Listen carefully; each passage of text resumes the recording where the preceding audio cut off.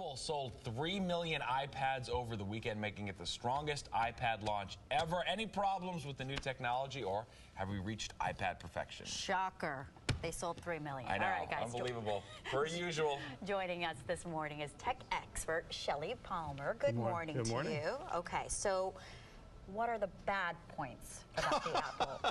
Well, let's start. You're a big fan. I feel like, Apple gets so much great publicity that there's got to be something that's wrong with first the of all, iPad. I am not an Apple fanboy, Steve. I'm just an Apple lover, but hardly a fanboy. Look, the things that are not good about the iPad are the things that have always not been good about the iPad, except there's a new twist, and that is that the units get very hot. Very hot when you use them. They don't overheat. People are saying they're, overheating and bad things are happening. No, they just get really hot. And some people are complaining, and this is such a minor complaint, I hate to bring it up, that the units are a little heavy. Okay. Seriously? But you get a lot more. They're lightning fast, right?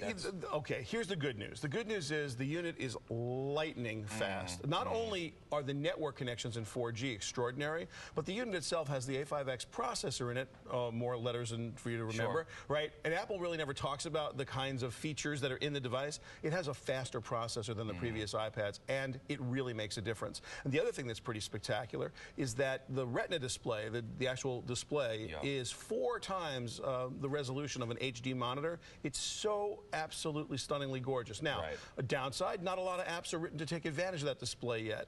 Right, and the glass itself is just as breakable as the old glass was.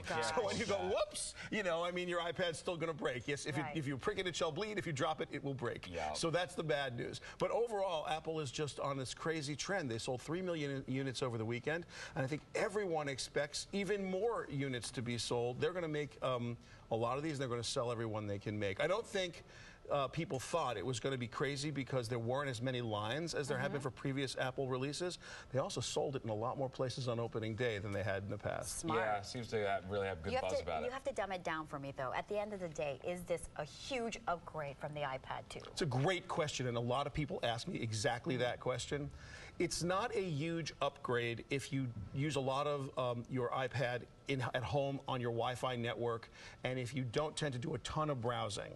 If, however, you do a lot of web browsing, and I mean a lot of web browsing, and you travel or you're outside your home, or if you don't have a very, very good internet connection in your house, you will consider this a huge upgrade because the unit itself is so much faster. It actually changes your relationship with the content. You're used to pressing a button, pressing a link or touching the screen and waiting a second for something to form. Now it's practically instant, and although you wouldn't think it would make a difference, it actually does. The content forms instantly, and it changes. You don't have a chance to multitask the way you used to multitask. Right? You're not doing anything else. You really can't be doing other stuff. So, oh, this is happening. Oh, this is happening. So it really changes the way you use the iPad. I actually found it fantastic. That's cool. But that's me. And would you go out and drop another $800? I will say one thing that's super slick.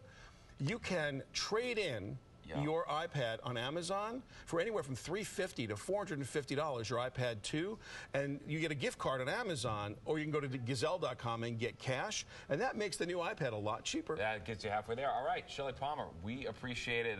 It's getting great reviews. Honest feedback, too, because he returns the Apple products after he tests them out.